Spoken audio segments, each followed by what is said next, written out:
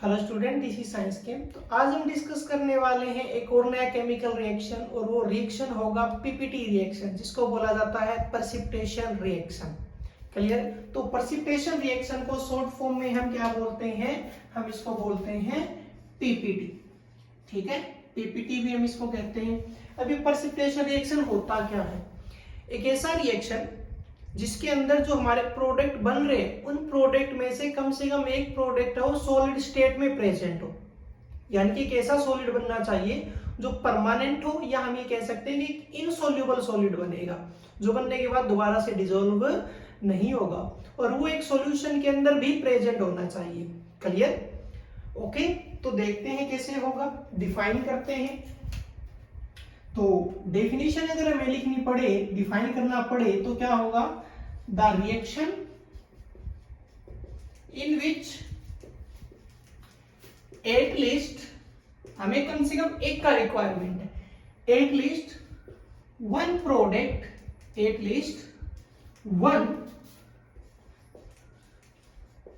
Product is a insoluble solid. क्या होना चाहिए? इनसॉल्युबल सॉलिड होना चाहिए। And it also present in, या तो हम लिख सकते हैं सॉल्यूशन, क्योंकि सॉल्यूशन में प्रेजेंट होगा। किसमें प्रेजेंट होगा? सॉल्यूशन में प्रेजेंट होगा। क्लियर? यानी कि हम ये कह सकते हैं, अगर हमें इसका रिप्रेजेंटेशन दिखाना पड़े तो रिप्रेजेंटेशन कैसे, जैसे आप इससे बेहतर समझेंगे कि कोई भी दो रिएक्टेंट मैंने लिए और उनसे हमारा बन रहा है प्रोडक्ट, एक P1 बना और दूसरा क्या बना? P2 बना। क्लियर? और ये जो P1 प्रोडक्ट बना है, ये मैं कह देता हूं क्या है? सॉलिड है। और P2 जो प्रेजेंट है वो अपने एक्वास फॉर्म में प्रेजेंट है। क्लियर? तो ये जो P1 होगा, इसको हम क्या बोलेंगे? ये होगा हमारा पीपीटी। क्लियर? और पीपीटी में लगभग क्या देखने को मिलेगा?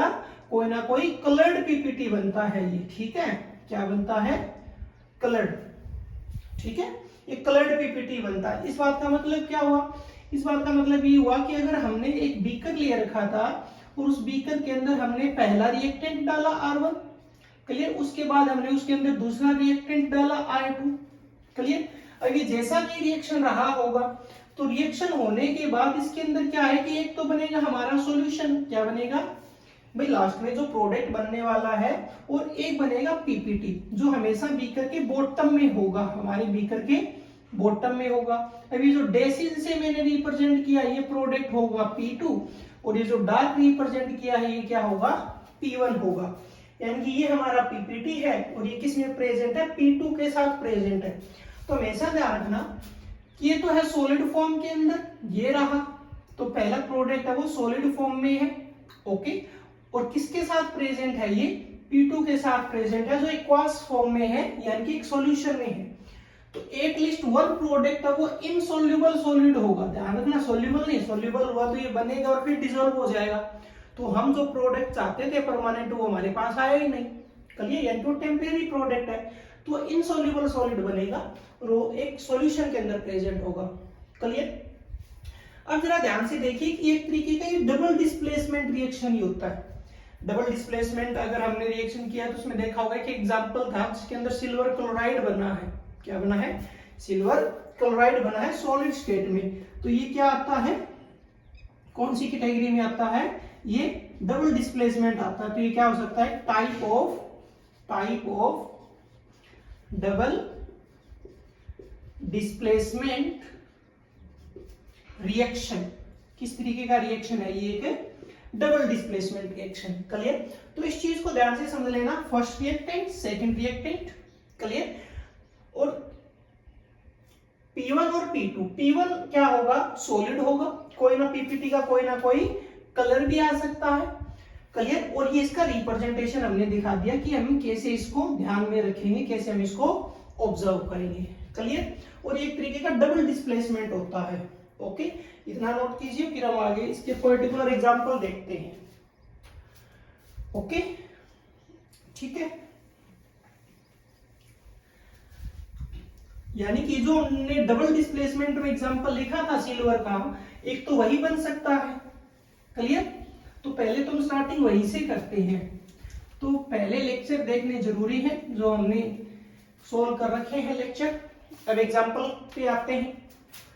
तो एग्जांपल में जैसे कि हमारा रिएक्शन था सिल्वर नाइट्रेट का रिएक्शन है AgNO3, ठीक है, एक्वास फॉर्म में है और ये रिएक्ट कर रहा है किसके साथ, सोडियम क्लोराइड के साथ, ये भी एक्वास फॉर्म में। इस बात का मतलब क्या है कि सिल्वर नाइट्रेट भी वाटर में डिसॉल्व है, सोडियम क्लोराइड भी वाटर में डिसॉल्व है, क्लियर। और जब इन दोनों का रिएक्शन हुआ तो रिएक्शन से जो प्रोडक्ट बनेगा, पहला तो बनेगा सिल्वर क्लोराइड AgCl, ठीक है, और प्लस में जो सेकंड प्रोडक्ट बनेगा वो क्या बनेगा, सोडियम नाइट्रेट NaNO3 बनेगा। अच्छा, ठीक है, यानी कि इसमें जो सिल्वर क्लोराइड है ये है सॉलिड फॉर्म में। कौन सी फॉर्म में है, सॉलिड फॉर्म में, और NaNO3 का है सॉल्यूशन यानी कि एक्वास फॉर्म में, क्लियर। और ये जो सिल्वर क्लोराइड होता है ये व्हाइट पीपीटी बनता है, क्या बनता है, व्हाइट पीपीटी बनता है, ओके। यानी कि इसको हम रिप्रेजेंट कैसे कर सकते हैं कि जो हमारा बन के आएगा लास्ट में प्रोडक्ट, तो उसमें जो सॉल्यूशन प्रेजेंट है, जो सॉल्यूशन है प्रेजेंट है, ये सॉल्यूशन किसका है, ये तो है NaNO3 यानी कि सिल्वर नाइट्रेट, क्लियर। और जो नीचे जमा हो जाएगा, जो नीचे जमा होगा ये क्या है, ये है सिल्वर क्लोराइड, जो कौन से कलर का होगा, व्हाइट कलर का होगा, क्लियर। तो ये फर्स्ट एग्जांपल हो गया। अब हम देखते हैं सेकंड एग्जांपल। एग्जांपल के तौर पे जैसे हमने ले रखा है बेरियम क्लोराइड BaCl2 है हमारे पास, ठीक है, और फॉर्म वही है, एक्वास फॉर्म ही होना जरूरी है।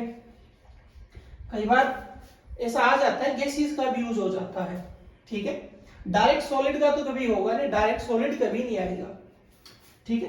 तो बेरियम क्लोराइड है और प्लस में इसका रिएक्शन हम करवा रहे हैं सोडियम सल्फेट के साथ, किसके साथ करवा रहे हैं, सोडियम सल्फेट के साथ इसका रिएक्शन करवा रहे हैं। ये भी किसमें है, एक्वास में है। तो यहां से जो प्रोडक्ट बनेगा, अब देखो मैंने कहा था ये डबल डिस्प्लेसमेंट है, इसको जरा पहले ऊपर वाले को और समझ लेते हैं थोड़ा, ठीक है। तो nitrate minus silver positive, chlorine minus sodium plus, एक प्लस और एक माइनस है। तो अब देखो जरा इनके आयन तो एक्सचेंज हुए है ना, सिल्वर के साथ पहले नाइट्रेट था, प्रोडक्ट में क्या चला गया, सिल्वर के साथ क्लोरीन, सोडियम के साथ यहाँ पर क्लोरीन है, तो प्रोडक्ट में क्या चला गया, नाइट्रेट। तो ये इसीलिए किसमें आता है, ये डबल डिस्प्लेसमेंट में आता है, क्लियर। अब इसमें देखो जरा आयन एक्सचेंज होगी तो क्लोरीन नेगेटिव है, बेरियम पॉजिटिव है, सोडियम पॉजिटिव है और सल्फेट नेगेटिव है, क्लियर। अब यहाँ से जो प्रोडक्ट बनेगा वो क्या बनेगा, एक तो बनेगा बेरियम सल्फेट जो क्या होगा, सॉलिड होगा, ठीक है, और प्लस में जो सेकंड प्रोडक्ट बनेगा वो क्या बन जाएगा, यहाँ से सोडियम क्लोराइड बन जाएगा, और ये किसमें होगा, एक्वास सॉल्यूशन में, किसमें होगा, एक्वास सॉल्यूशन के अंदर। और ये भी क्या होता है, ये भी व्हाइट पीपीटी होता है, क्या होता है, व्हाइट पीपीटी, ठीक है, ये भी सफेद ही बनता है, ओके। अब एक एग्जांपल और देख लेते हैं, रिप्रेजेंट करना मैंने बता ही दिया कौन सा कैसे होगा।